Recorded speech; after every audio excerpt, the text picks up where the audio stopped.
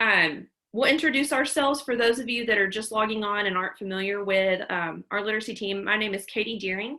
I am the secondary literacy content coach at Region 11. And I'm Lauren Smith, and I do a lot of PD called Texas Lesson Study, where teachers engage in their own learning and own their PD. And I also am a former ELA teacher. So, yes, we're super excited. We're going to tag team this session on the basics of self-selected independent reading. And you might be coming with just a variety of schema and experience in doing this. We know that independent reading is something that is in our new standards, which we'll talk about a little bit. And some of you may have already embraced that and are super excited going down that road. And then some of you are probably really terrified and don't really know where to start. So we're going to try to meet all of those needs today in an hour. So it's going to be great. Just a reminder of some meeting norms. Again, if you've not yet introduced yourself in the chat, if you would take a minute to do that, just your name, where you work, your district, and then what your role is. I've already seen that we have some teachers in the session. We have some librarians in the session, which is exciting because we need to partner together in this work. And then I've also seen a couple of curriculum people. So yay, happy that we have a variety of audience members here. Again, make sure that you're muted. If something happens, listen, flexibility has to be our middle name. Like at any point you might hear a chihuahua bark from another room because my dog Danny's very upset that she doesn't get to participate in this meeting. So no judgment. If you need to step away, whatever, you can just go ahead and block your video if you need to. I do like to see everybody's face because it makes me happy. But again, just make sure that you're monitoring that. And then as we are working, just because we have about 40 people who are registered for the session. So at any given point, people might be trickling in. I think we have 31 currently. And if you have questions on all the different slides, if you will type those into the chat, and then whoever is monitoring the chat at that time, Lauren and I are going to tag team that a little bit. We will either answer you specifically in the chat, or if it's something that could benefit the whole group, we might stop and answer those questions as we go. So we're going to go ahead and get started. Okay, so I want you to take a second and think about the term authentic reading. This is a phrase that is used in the introduction of the new standards, where we want our students to experience authentic reading and reflective writing is what it says. So I want you to take a look at the three pictures that you see. And I want you to think about in your reading life, if you were going to describe what authentic reading looked like for you as a reader, which one of these pictures would most capture that? And so you'll see a little symbol under the picture. And if you've used Zoom before, this is going to look pretty familiar to you. If not, I'll give you a quick tutorial. That the first two are reactions. So if you look at your little bar of options, you should be able to select a reaction, and you can even hover over your picture, I think, and react to. And then the other one with raising your hand, you should be able to do that in your participants log. So if you would look at the symbol, oh, I'm sorry. Can I go backwards?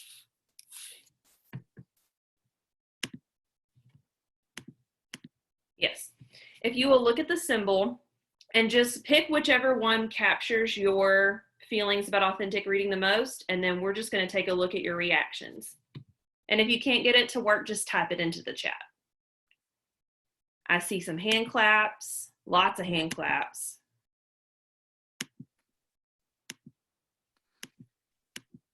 Yep, lots and lots of hand claps. Any thumbs up? I see one raised hand.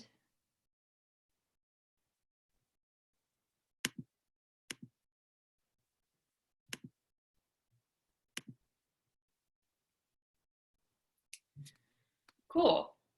Well, I think that this is an important question for us to ask. And we just did this kind of as a little icebreaker because I think it's important for us to understand what authentic reading is and what it's not. Right? And I think that authentic reading isn't just one thing. It can be many things. For me, I tend to float between those first two pictures where I have a reading chair and a little reading nook, and I like to be comfortable, and I usually have a mug of some sort with me at all times. I currently have a blanket on my lap right now, where I like that space. But then also, I've been reading a lot on my iPad over the break because I'm able to check out books. So one thing that I think is important that we understand authentic reading is not. I can tell you that I have never in my experience finished a book and thought to myself, you know, it would be really, really meaningful for me is to make a floating collage out of a hanger where I print out pictures of various characters and I put their attributes on there. Or I've never thought to myself, man, I finished that book. It was so good. I really feel like I need to make a shoebox diorama. Like that's what I need in my life. Not that there's not a time or a place for activities like that, right? But when we think about something that's truly authentic, something that's meaningful, I think it's important to first think about ourselves as readers and what do we want to do when we read a book. We want to talk about it. Sometimes we want to write about it. We want to share that book with other people. Sometimes authentic reading means that I'm reading something to learn something new. Sometimes it means that I'm reading something I've read 16 times, right? But we're going to really look at this subject today through the lens of authentic reading. Okay, so the new TEKS, and if you've been teaching middle school, you've already implemented these standards, but for high school, you'll be implementing these this year or this next school year. And so in your introduction of your TEKS, it talks a lot about authentic reading. Katie, can you click on that, I guess? Yep. Yeah, thank you. Authentic reading, it talks about writing, reading, and be read to on a daily basis with opportunities for cross-curricular content and student choice. And most of the research out there states that kids should be read to or should read at least 60 minutes a day across content areas. So I like this part of the introduction because it really commands us as teachers to allow that to happen. And then it also discusses how readers should be self-directed and critical learners. So I think a lot of that comes through our instruction and our expectations of what, authentic reading should look like. And then strand 1 talks about developing and sustaining foundational language skills, that listening, speaking, reading, writing, and thinking for self-sustained reading. So those are reciprocal. The student reads grade appropriate text independently, and the student is expected to self-select text and read independently for a sustained period of time. So that could look like different things, and we'll get into that here in just a little bit. And then strand 2, we've got, the student uses metacognitive skills to both develop and deepen comprehension of increasingly complex text. So again, like through our instruction, how do we help them understand increasingly complex texts? And I think, you have to, when you give kids that self-sustained reading time, they have to build their own stamina through the skills that they're learning. And, reading ladders is a good way to kind of help kids understand, like, as text increases, I'm recognizing myself as the student and as the reader, like why the text to me is becoming more complex. And then establish purposes for reading, assign, and self-selected text. So the next slide shows you the TEKS, specific TEKS for 6th through 12th grade, and they're all the same. They're all very vertically aligned. They all have the same verbiage, and a lot of the research points to how effective exposure to reading alone is. So John Hattie, who's a really famous educational researcher, did about 800,000 studies and collected all of this data. And he says exposure to reading alone improves student achievement with a 0.43 effect size. So he says a 0.4 is about a medium size effect. But then when kids learn to self-question and self-verbalize and things become more authentic, that has an effect size of 0.55. So I think that says a lot about how research aligns to our current standards and what we should be doing as teachers to, you know, encourage that reading time. Absolutely. And I just want to, one housekeeping thing really quickly. Lauren posted the link for the Google Attendance form in the chat. And so just at some point before you leave the webinar, make sure that you filled that out. That's what we will use to make sure that you get your credit and your certificate. Okay, so it is, if you'll scroll up a little bit, it's there. I'm going to do it one more time right now too, so you have it. Perfect. Okay, yes, it's one of the most recent things in the chat. Okay, so we want to hear from you and just to have a discussion really quickly about why you think self-selected independent reading is important. And I want to focus in on both of those words. So we're not just talking about reading in class with a whole group text or a short story. We're talking about the student selecting the text and having that time in class to read the text that they've chosen. And so thinking about why is that important, both for our students as readers and just for us as teachers and opportunities to help them practice those skills. We're going to have that discussion through breakout rooms. And if you are not familiar with breakout rooms, the way that this is going to work is you are about to see a little thing pop up that says that you're being invited to join a breakout room. Pay attention to that number, because when we come back together, I'm going to ask one person from each breakout room to just debrief and share some of the things that you talked about. Okay, so just make sure you know what breakout room you're in. You'll also receive a message from me when it's time to come back. It's very, very simple.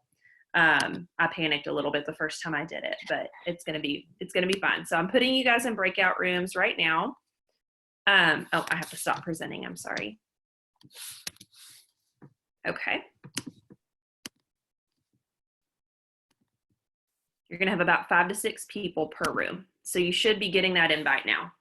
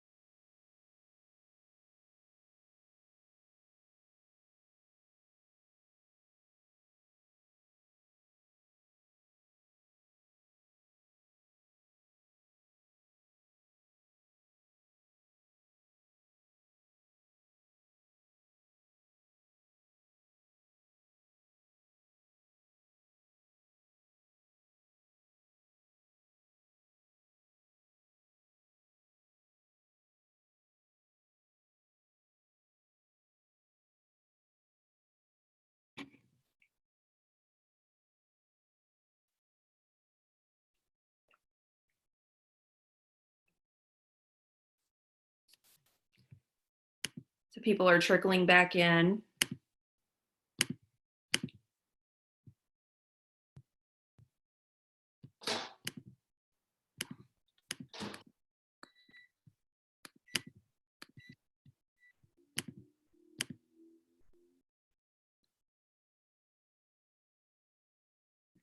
Hey, Katie. Yes. It kicked me out when I clicked on join the breakout room. I got a dialog box that said the system is currently busy, and then it was gone. So I just logged back in and you let me back out. Oh, it looks like I wasn't the only one. Yeah, I have got kicked out a friend also. also. Sarah Bennett said she was waiting in the room to be admitted back. Okay. Just let me know. Thank you so much. That didn't happen to us yesterday, and we're not doing another breakout in this session, but I'll troubleshoot that for. I've been on a bunch of Zoom stuff, and I've never had that happen with a breakout room. So that was definitely weird. Yeah. Yeah. I'm so sorry. I was totally like engaged in, I was totally engaged in the conversation and missed that. So I readmitted everybody. I hope so. No worries. Thanks, lady. Okay. Yes. So sorry. So we're going to go ahead and we'll share out some of the things that were talked about. So those who got kicked out, we can and chime in. So let's hear from breakout room number 1. What were some of the main things that you guys discussed about the importance of self-selected independent reading? I guess that's me. Yeah, we talked about one of the things is it lets students find their joy in reading. When they get to choose what they want to read, they can focus on what would interest them, so that kind of backdoors them into learning to enjoy reading in general. We also talked about the fact that when kids read, I teach ESL, so it helps my kids, especially when they hear the words, to see the words, because they don't always connect. English doesn't look much like many other languages sometimes. And for them, it's really hard for them to figure out how to spell things or what that word looks like. So if they can see it in their reading, it helps develop their linguistic skills much faster. Awesome. Thank you so much for sharing. I love what you said about finding joy. I think that's so important. And I think that goes back to that authentic reading piece, right? Is that a lot of times authentic reading, I read because I love it, right? It makes me happy. It makes me better. So I love that we want to provide that for our kids. What about room 2? We talked about how kind of similar things in that it's kids get to choose based on their interest and what they want to learn more about or read about.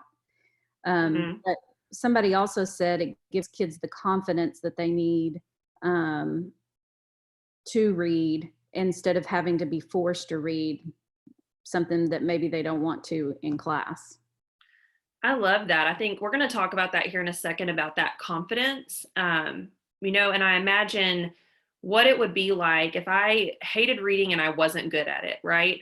Reading is something that our kids are asked to do in almost every single class, every single day. So what if I showed up to work and I was asked to do something I was horrible at all day, every single day? Like, sometimes the fact that they just show up is such a gift when you think about it that way. So building confidence to try new things and to try hard things, I think, is so important. Room 3. Well, the first 2 rooms, really said what we were also saying in our breakout session about joy and confidence. And the idea is that we want these students to be lifelong learners. And so picking something that they can enjoy reading, but also that they can read, is really important.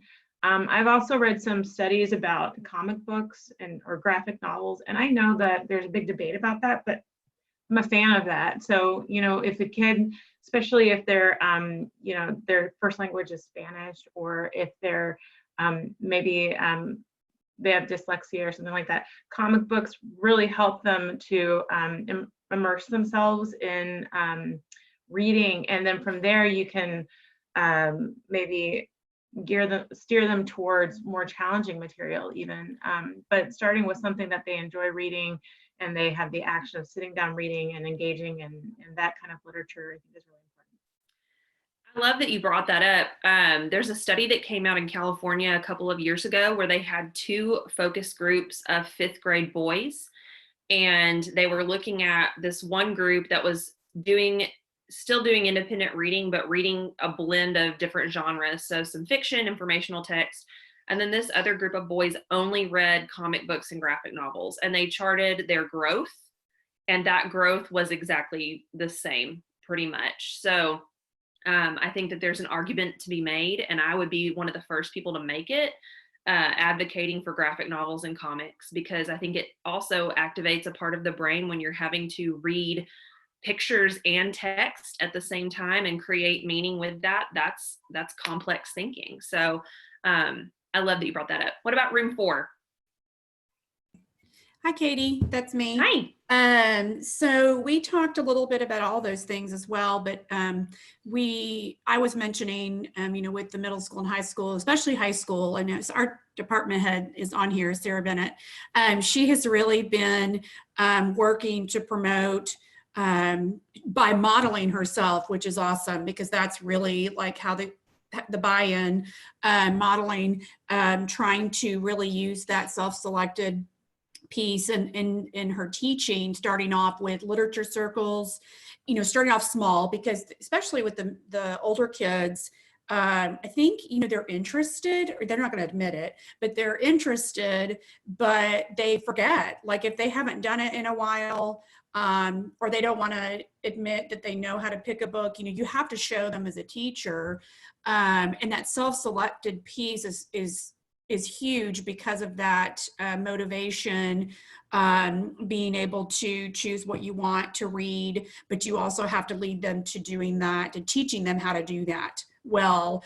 And I know that Sarah Bennett, our department head, started First Chapter Fridays, where, and then another gal in our group talked about having independent reading time on Fridays, like where you're slowly kind of incorporating that, because you don't have a lot of time to do it, but you've got to give kids some sort of opportunity to, 1, learn how to do it, and you've got to teach them, and 2, you've got to give them time to do it. And self-selected is definitely the best route to take, because regardless even of level that they choose, it's like you just want them reading. And so anyway, that's what we talked a little bit about in our group. I think you bring up a really good point about reader identity. If I have not read a book from front to back since the 3rd grade, or if I haven't chosen to read something or not read something that was assigned to me since elementary school, that takes longer than a week to unpack, right? Like, I think that that's something that we have to start to instill in our students when they come to you and they're like, that's cute that you think I'm going to pick a book and read it. We have to not give up on that, but we have to slowly find ways to build that reader identity up. And so doing things like book clubs, doing a lot of things where we model that excitement ourselves with book talks. And I love that idea of First Chapter Fridays, where you share the first chapter of a book and get them kind of hooked in and do some read alouds. I think that's really cool. I used to do, when as a middle school teacher, every single day, I took the first 2 minutes, and sometimes I would just read a synopsis from the back of a book, or I would find a page in the middle of the book. I mean, it didn't matter what it was. And then I would put those books up along the board, and they were usually gone by the end of the week. It hooked kids that way. Awesome. Let's hear from room 5.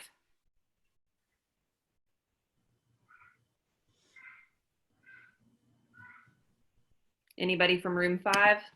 Bueller? I'm trying. I was muted. I'm sorry about that. Can you're you hear fine me now? Yes. Okay. We started off talking about how, like, I teach 9th grade, and my students come in saying they haven't read since elementary, and they don't like anything, and they don't like to read.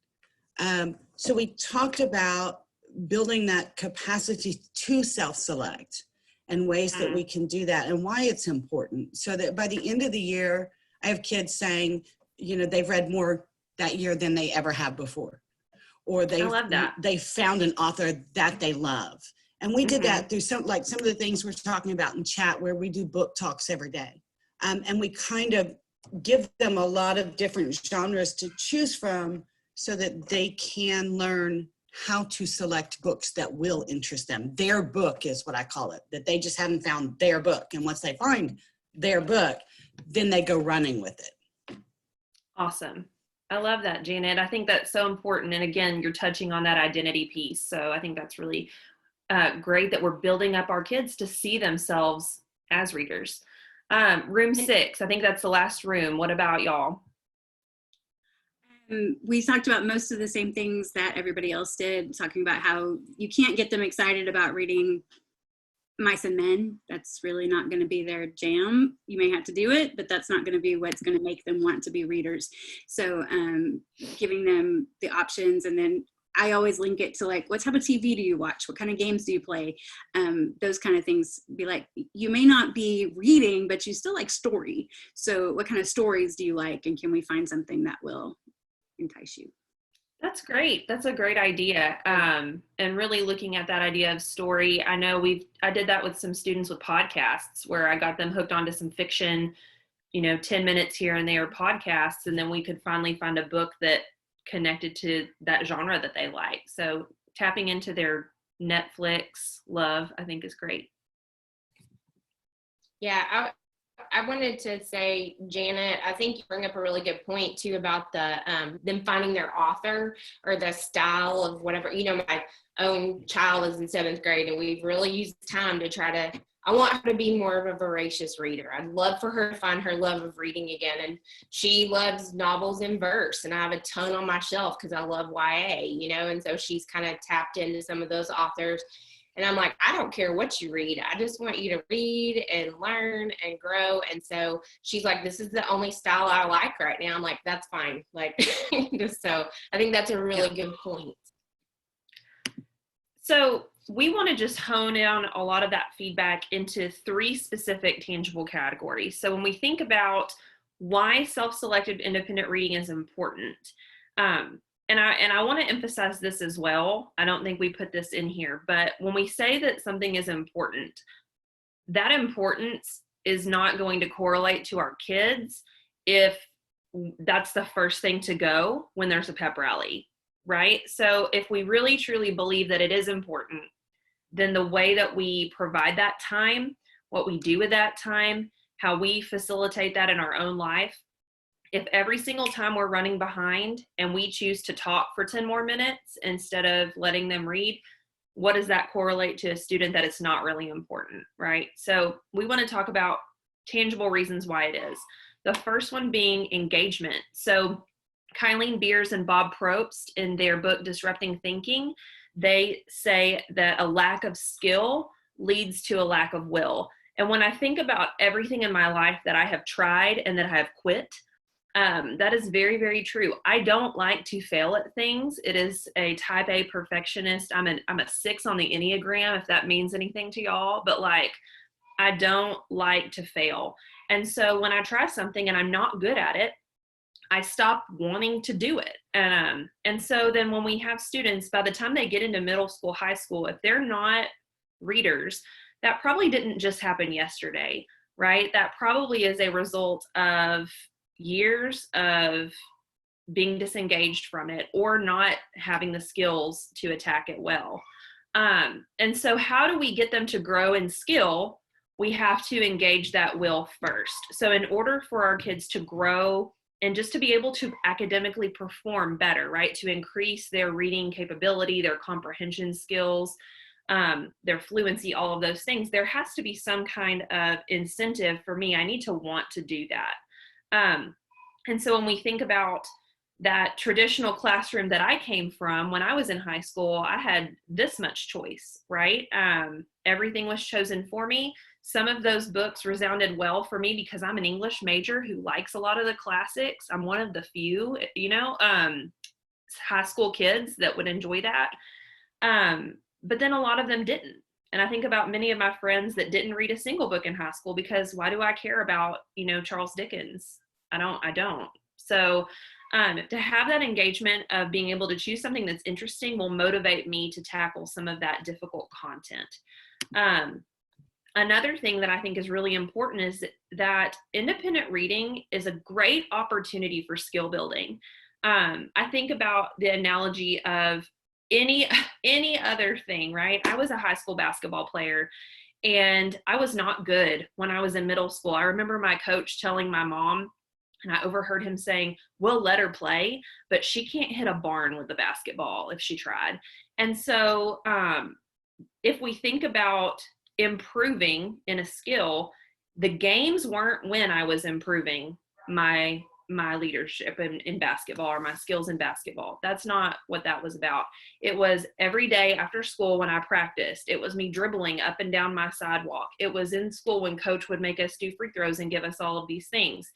And so if our students are only reading assigned texts and they're having that accountability where a lot of times whatever they're reading, they're receiving some kind of a grade for a task, then that skill is not improving.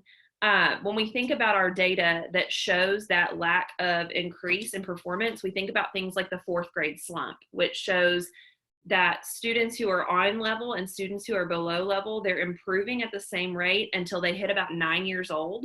And then that gap starts, I'm trying to think of how to do my hands, that gap starts to widen.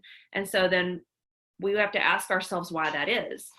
Same with the Scholastic Kids and Family Report that comes out every 2 years that looks at the amount of kids that read for fun.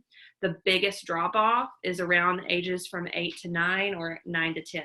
And so when we think about why is that, well, think about how school changes. My daughter's in 1st grade, and when she is in face-to-face school, she has a big bucket of about 6 or 7 books that she chose from the bookshelf.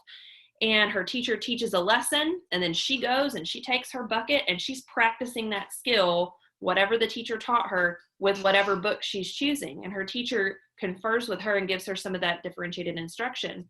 Well, when we start to get into the upper grades, it starts to get a little tweaked, right? Or now we're reading more assigned text. We're not getting as much of that responsive instruction. And so that gap starts to widen. When we're practicing our independent reading, it's not necessarily this extra thing that's apart from instruction. It's an opportunity for our kids to take whatever we're teaching them about and to pour that in while they're reading. They're increasing that reading stamina, which is so important. We're asking them to practice thinking while reading. All of strand 2, all of those comprehension teaks, those are things that kids are practicing and growing in when they're doing that independent reading time. Okay, so definitely so important that kids get that low stakes practice in all the things that we're teaching them. And then finally, I think that this is really important as well, is that it gives us a time during the day to provide differentiated, responsive instruction. So when I think about all of the needs in my class, let's say I have 25 to 30 kids and I have those kids for 4 blocks a day or 3 blocks a day or 7 periods a day if I'm on a 45-minute schedule, right? That's a lot of kids. And how do I meet all of those needs if all of my instruction is whole class like a fire hose? I can't. And so when is it that I can pull a small group and work with 3 or 4 kids? Or when is it that I can have a one-on-one conversation and try to help a kid learn how to pick out a book or work with a student on a skill? Well, that happens during that independent reading time. Is, can I take the 10 minutes a day that my kids are reading and can I try to talk to 3 kids? You know, so it provides us with time to differentiate, where students could even do some work in a reader's notebook to reflect. They can do some different authentic responses of what they're thinking about while they're reading, whether that's through sticky notes or whether that's through something like a Flipgrid. But it's a great instructional time. I remember I read something that Fontes and Pinnell put out. And if you're not familiar with them, a lot of their work feels a little bit more elementary. They do a lot of work around responsive instruction and literacy. But they said that responsive instruction, like conferring in small groups, it's not the icing on the cake, it is the cake. It's when the most meaningful instruction that I can provide takes place, because my whole group instruction is not going to meet the needs of all of my kids, and it's not going to lend itself to mastery. That differentiated piece is what's going to really help raise the level of my students' learning. And we all know that time is a valuable asset, right? So when do we even have that time to do it? while our kids are reading, we can definitely do that. Lauren, is there anything in the chat over those 3 elements that we want to hit, or any questions that anybody's put out there? No, I've commented on a few just comments, like fun comments, but just Awesome. about their reading experiences. Yeah. So Wonderful. Jennifer, I see your question about the name of the book. I don't know if you're talking about the Kylene Beers and Bob Probst book. That's Disrupting Thinking. If not, clarify, and we'll see if we can answer that. Okay, so we're going to talk about 3 components that are really important to be effective with independent reading practice. And the first one is time. And so we've already stated some research, that says you should give them more than 10 minutes to read. And our standards support that as well. I think that, as a secondary teacher, that was always really hard if I only had 45 minutes in a class, right? And that may not be like every single day, but in a 45-minute class, how do I structure that, right? So I think, like what Katie said, during that 10 minutes, you're also conferring with kids. You're getting to know them. You're learning about their experience with their reading and how they're interacting with the text. So they are implementing some skill that you've taught maybe in a mini lesson at the beginning of class, or the day before, so that they can review that skill. And so the ILA, or the International Literature Association says that there's 4 components to this self-sustained independent reading time. So you got classroom time to self-reflect and read a large number of books and a variety of texts. You provide, as the teacher, explicit instruction about why, what, and how readers read. So you're giving them those skills, those comprehension skills that they need to implement during that time. And then teacher monitoring and support during the in-class. So the ILA supports what our standards are saying too, about, while they're reading on their own, you're able to confer with them and join in the conversation. So during that independent reading time, again, you're having authentic conversation about what kids are reading, and you're getting to know them as readers and maybe where they struggle, so you can form more small groups or create further interventions.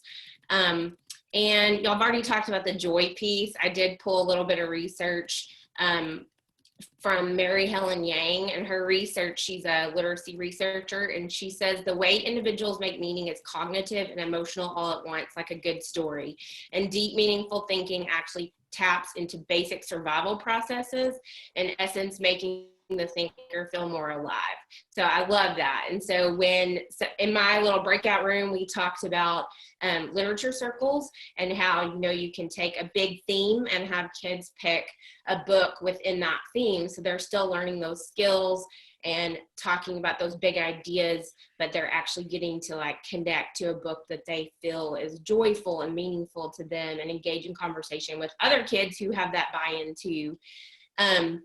And then Penny Kittle talks about, with your time, how can I lure kids in a little bit? And she says, reading expert, and this may fall into choice, so Katie's going to talk about that in a minute, but reading excerpts from interesting books, from book club books that the kids are already in, and you're trying to move the kids away from compliance and more towards that choice piece, where they can connect and celebrate with their reading and the diversity.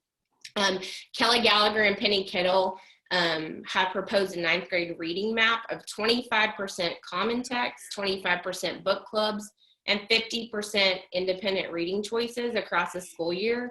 So that gives kids the power to make choices about 75% of the time. So you're kind of every big shift is built and intentionally built, and it's sustained by small incremental steps, right, to get the kids there. So I love that, Lauren. And I think it's so important when we're looking at that breakdown that you just shared, is that a lot of times when I am teaching a whole class novel, I fall into some bad practices where I'm teaching the text itself and not necessarily teaching the skill. So when my because I know that novel or that text so well. So when my kids finish The Great Gatsby, they know about the symbols and the colors, and they know about the 1920s, and they know all about all of the different things within the text, but is what they learn with a novel transferable to any novel, right? And so I think that when we take that crutch away, it feels a little scary. But if we do honor some of that breakdown where most of what the kids are reading are things that they're choosing in some capacity, then that really helps us as teachers, I think, to dedicate more time towards building skill and less time leaning on some of the things that make us feel really comfortable. There was a question in the chat that, or not a question, but more of a comment that I wanted to address about time, is that 10 minutes isn't enough.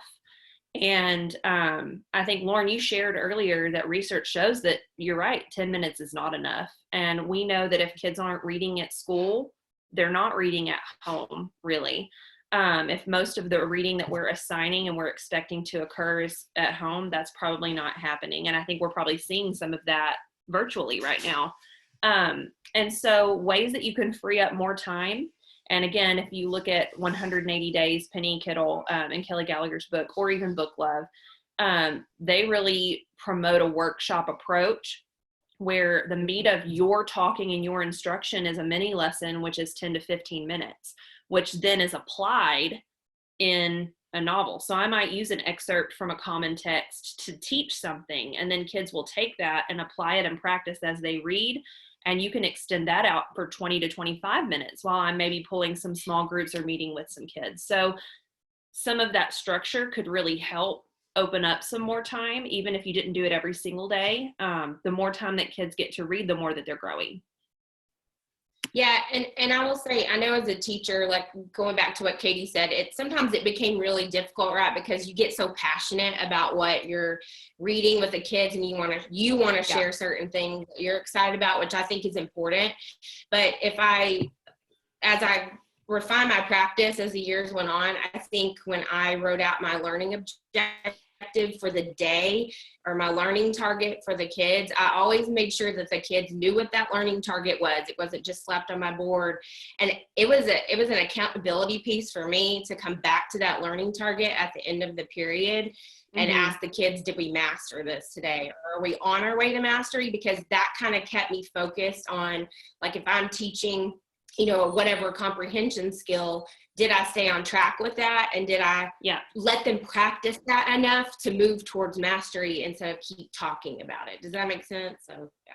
Absolutely. And so just for the sake of time, I'm going to quickly go through this next component, which is choice. So if we're really building in effective independent reading practices in our class, effective reading routines, yes, we have to have that time carved out and prioritized, but choice has got to be a part of that routine. And I think we've already talked about that a lot, so I don't need to spend a ton of time camping out here. But I do want to touch on two things. The first of which is research supports and shows, and you can go all the way back to Dr. Rudine Sims Bishop, that students need opportunities to see themselves in text and to see others in text. That is not an arguable fact. It is research supported, proven. Think about the diverse identities that are represented in your classroom, whether we're looking at gender, whether we're looking at socioeconomic status, whether we're looking at race and culture, whether we're looking at sexual orientation or gender identity, right? All of these vast needs, physical disability, mental, emotional health issues, those are all part of our identities. And students need to see themselves in a healthy and empowered light, right? Well, if I did 6 whole group novels a year, and that's the only text that kids are seeing, it is virtually impossible to have all of my kids represented in an empowered way in that format. And so how do I meet all of those needs? Well, with independent reading, just having those books on your bookshelf where kids can pick things that they want to read about, that really helps to take care of that need. Not only do we need to see ourselves, but we need to see other people.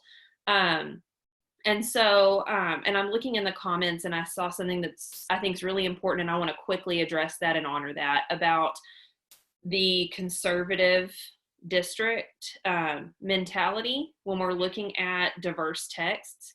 And so I did a session on this at a state conference when we're looking at how can we how can we honor the needs of our kids while also honoring the community where we work and the district where we work and those mandates.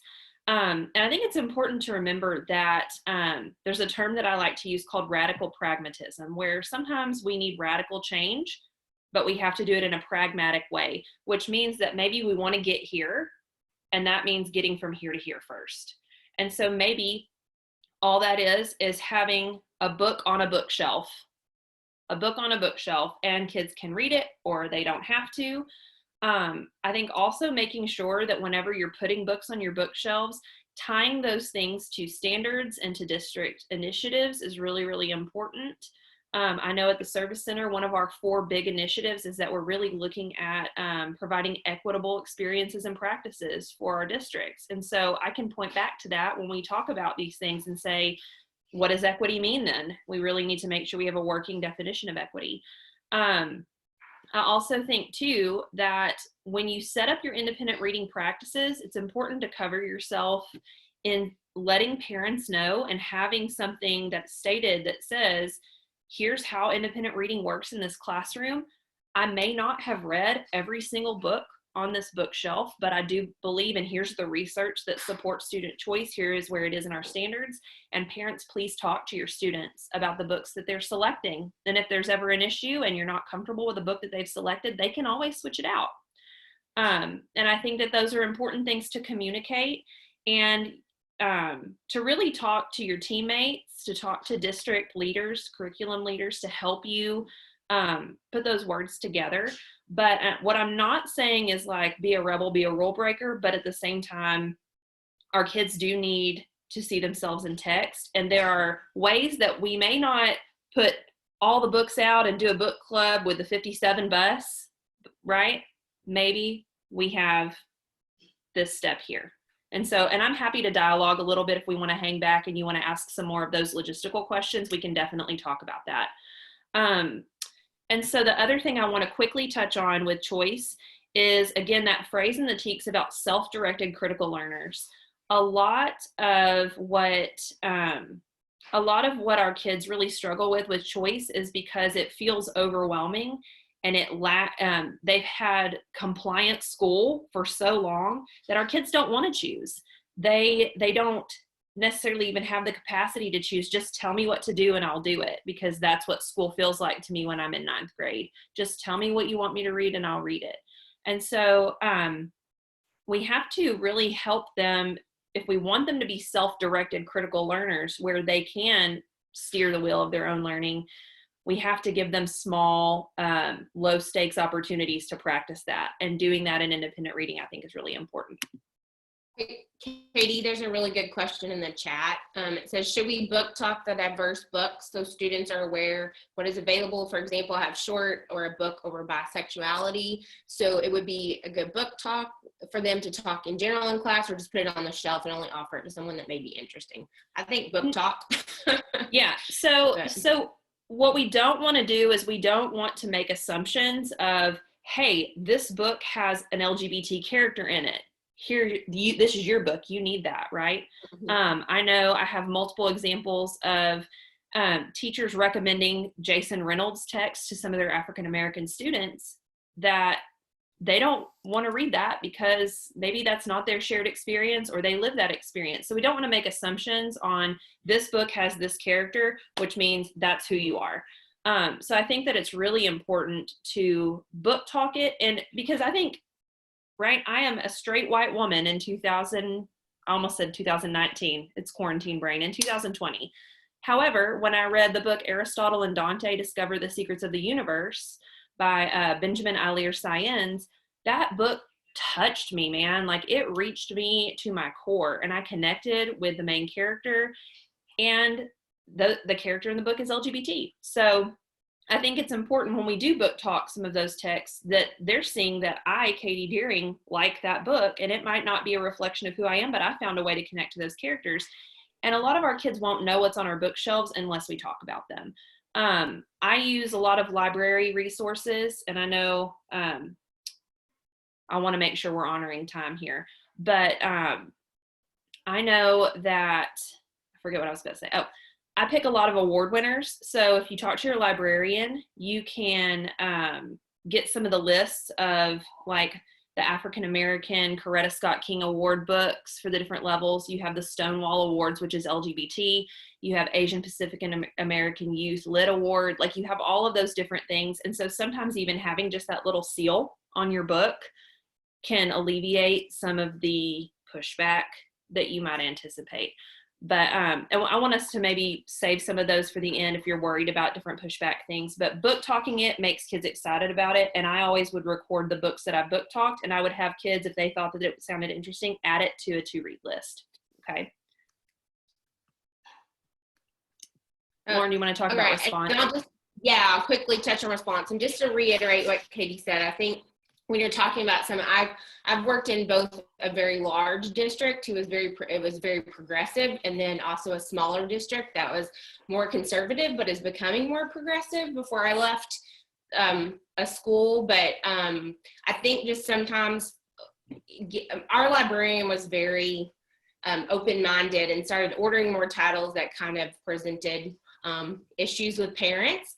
And, I think just it's a matter of starting the conversation. And that was just what we did, form little pockets of conversations to get these things more promoted and accepted, and just leaving them as choice. When you present it, it's just a choice. They don't have to choose it, but starting the conversation is really important. So, and sometimes that may have to be you that starts the conversation, I guess. But as far as response goes, so, if you're thinking about the structure of your class time and you want to set it up as, mini lesson, allowing them to read and then letting them respond, right? So those three components.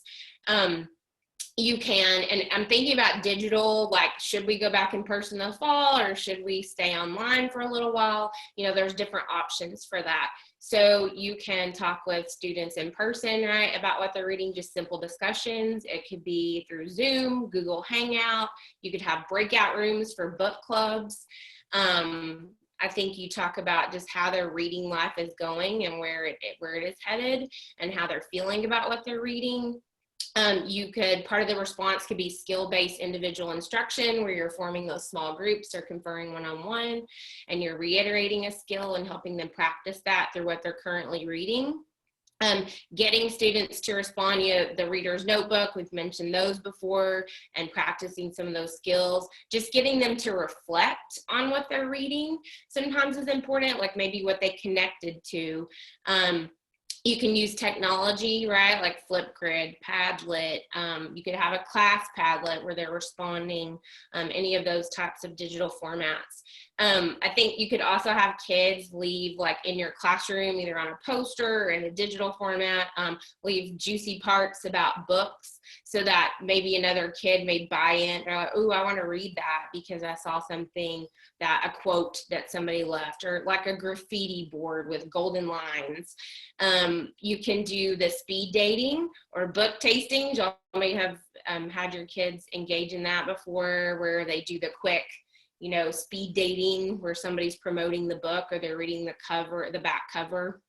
As a teacher, so that you can show your own personalized, what you're reading, and get kids to maybe read more. You can create posters or in a digital format to celebrate the range of books that you're reading individually as a teacher. So maybe you could have little columns like what I just finished reading, or what I'm currently reading, and then what I'll read next, so that you're showing the kids, like, this is what I'm doing alongside you, and we're learning together. So you can make book recommendations for a portion of your quick announcements at the beginning or end of class, or in your newsletters or s'mores or whatever you send out to parents if you do that.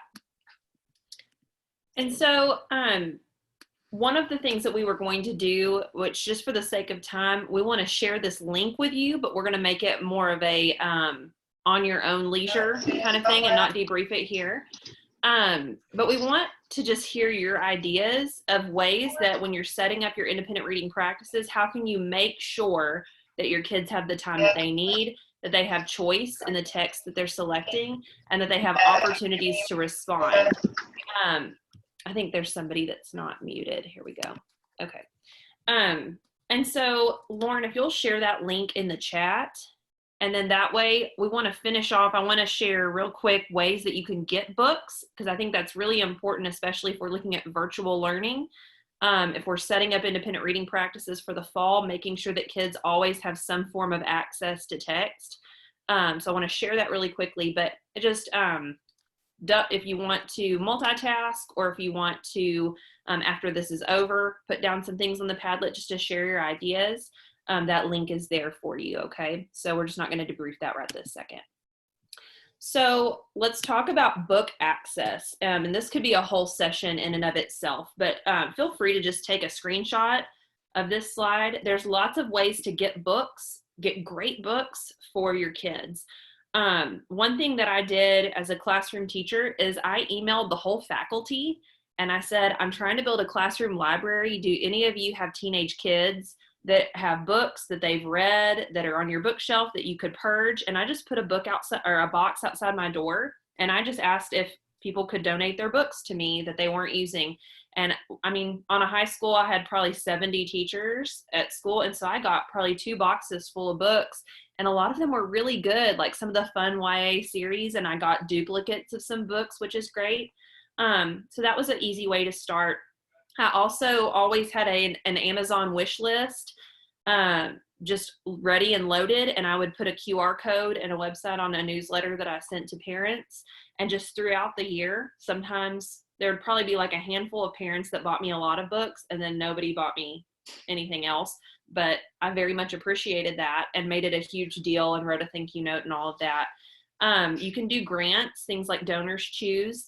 And also, I've seen a lot of little free libraries out in the community where people can donate. And so doing those on your campuses, and even if you have student organizations like Student Council or other service-based organizations, they can man some of those for you. Remote learning, I think, is going to be really important when we think about text access. And I want to share the Libby app. If you've never heard of it, I am so stinking excited about it, and it has changed my reading life over the pandemic. So the Libby app will connect to any public library card. So as long as your kids have a library card, which there are ways that during the school year you can make sure that they get that. You can talk to your librarian about that. You can talk to a local public librarian. It will connect to the bigger public library database, and then they can check out ebooks and audiobooks, and they're really good current titles that are super interesting. I've read probably 20 books over the course of the past 8 weeks through Libby, and it's been really, really cool. They're super engaging, and you have a really good selection. So I can't shout that enough, that if I was going back to the classroom, that would be one of my first weeks of school things, is making sure my kids were set up on some kind of database where they could check out books. TextQuest, which is something that all Regional 11 districts that have an ISS contract with us, which is everybody but I think Northwest and Granbury, you have access to TextQuest, and most districts within that have access to something called EBSCO Books, which is another database with lots of different ebooks on there. If you don't know what that is, or you don't know your login, you need to email your librarian and they can share that with you. Or you can shoot me or Lauren an email, and we can get in touch with somebody that would have that information. Things like Project Gutenberg, any book that is no longer under copyright restriction. So a lot of your classics, if it's, younger than or older than 1920, then you can find those there. And then Kindle Unlimited and Audible, depending on your subscriptions, they offer different deals for schools to have access to audiobooks. Okay. So I know it's 11:01. Any questions about that really quick? I'm looking in the chat. And there's some other really good suggestions too on the chat about accessing text. Okay, so we are going to stop recording now.